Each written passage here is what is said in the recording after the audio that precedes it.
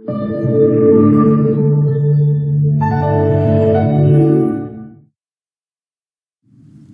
would like you all to take a moment and think about what your lives would be like if the only tool available to you to pay for things was cash.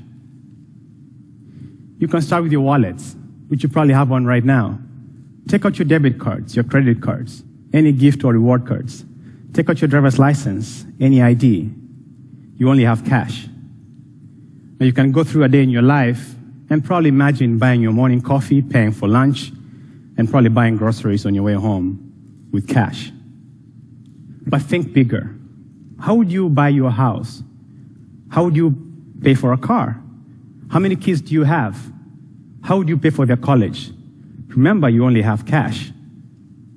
So if we think beyond our wallets, then you probably don't have access to credit or loans. So that probably means you don't even have access to ATMs. So you might as well leave that cash shoved in a mattress at home. This may be hard for most of us to imagine, but this is still the reality for millions of people around the world. Now, some people may see access to financial services as a first world privilege that will eventually spread to the rest of the world as it develops. They would argue that financial services access is a product of development. Well, I can tell you from both personal and professional experience that the opposite is true. I argue that development is a product of access to financial services. There are millions of people around the world, especially in the developing economies, who are living below their potential because they are constrained by their present financial situation. If they had access to credit, then they would be able to propel themselves by being more economically productive beyond the constraints of their personal cash flow. When people can save, it means they can prepare themselves for future expenses like education and healthcare. And when an entire population has access to these services, it means nations can tap the full potential of millions of their population who feel free and secure to pursue their goals without the worry of unexpected financial shocks or being unable to meet future financial needs. So let's go back to the beginning. I'm an African who spent many years living in other parts of the world. So I know the archetypal stereotypes about the poor state of governance, economies that are dysfunctional, and the accompanying tales of disease and disorder. This may have been true in the past, and there are still pockets where it's still the case. But I'm here to tell you that the African narrative is changing for the better, and technology is at the heart of this transformation. Over the next decade, Africa's GDP is expected to rise by an average of 6% per year. In parallel with this economic growth, an explosion in mobile technology is propelling Africa to become the mobile continent.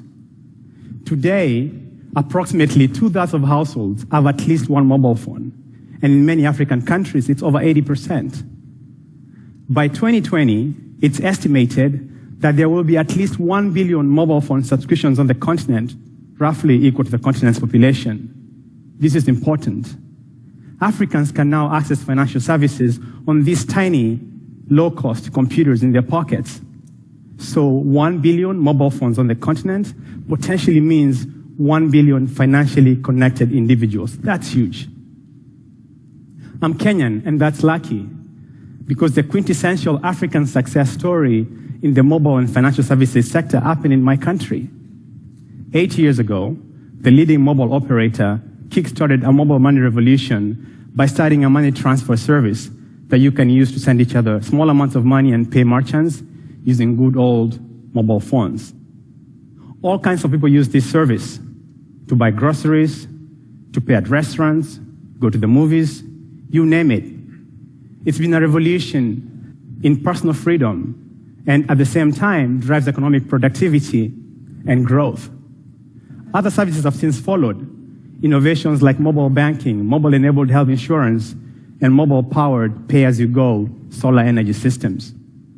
I think we can all agree that these innovations are pretty impressive, especially when you think about the fact that here in the States, similar innovations like Google Wallet have not yet gone mainstream. But here's the catch. despite all these mobile money transfer innovations, access to regulated credit access is still not there for most people. It's easy, relatively, to send $50 to grandma in a flash, but it's a lot harder to borrow a large sum of money to pay for college or buy a house.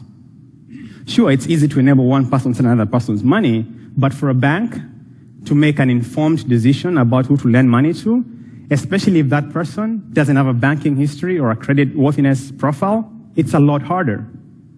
I would like you to meet someone. This is Mama Ali. Mama Ali runs a roadside stand selling groceries and hot meals to construction workers in Kampala, the capital of Uganda, one of Kenya's neighboring countries. Her customers are construction workers, I say. So they get lunch and they pick up groceries for their families every day, but they pay her at the end of the week when they receive their own weekly wages. But Mama Ali trusts them because she knows them, she knows they have a job, she knows where they work. In fact, she's placed her stand deliberately near the construction site. However, Mama Ali buys her stock from a variety of wholesalers who only accept immediate cash payments and don't take credit. So every day, she has to have enough cash to restock her stand. But if, for example, she has a really good day, let's say her stock is running fast, at 11 a.m. she realizes, oops, I'm going to run out. She doesn't have cash because she spent it all restocking her stock. She's not been paid yet. But she cannot take a loan either because she doesn't even have a bank account. And even if she had one, it would take forever to process a bank loan. The team I work with in my research organization in Nairobi, Kenya, is working on using technology to drive financial inclusion so that people like Mama Ali and others can access financial services, for example, instant loans. You may be thinking, how can you possibly tell, without ever meeting Mama Ali, that she can pay back a loan? Well, from her mobile data, we can tell that she talks a lot on the phone. That means she can afford a lot of cell minutes. We can see that she's receiving a lot of mobile payments from a lot of different people. This means that she has probably running a business and has a diverse customer base. We can see that she has a consistent mobile money flow. Every day, every week, she's accepting payments and she's net positive. Now, isn't this the ideal customer profile that a bank should be thinking about lending money to?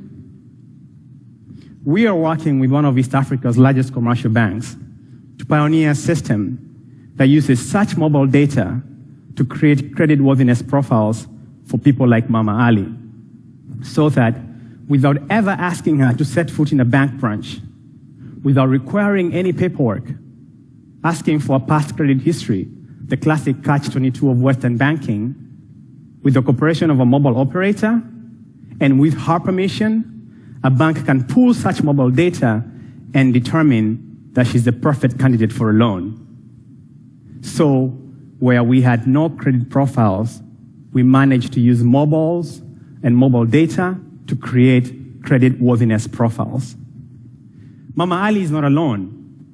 There are thousands of user stories, ranging from handymen who could do twice as much work by buying expensive battery-powered tools, to single working moms who spend all their savings on a child's midnight hospital emergency instead of using that money to pay for college. So, these stories, they inspire us. At our research lab in Nairobi, we know that credit scoring technologies, developed for mature markets, cannot keep pace with the innovation and growth happening in the developing countries. Mobile money proves that. In less than a decade, we have a robust platform, low cost, ultra high speed, that reaches even the most remote villages. My team leverages that innovation and builds on it so that we can keep pace with the ever-improving environment around us. And if we're lucky, outpace it. Modern financial services do not have to remain a first world privilege. We have the tools and we have the creativity to give every person the access to credit that they deserve. Thank you.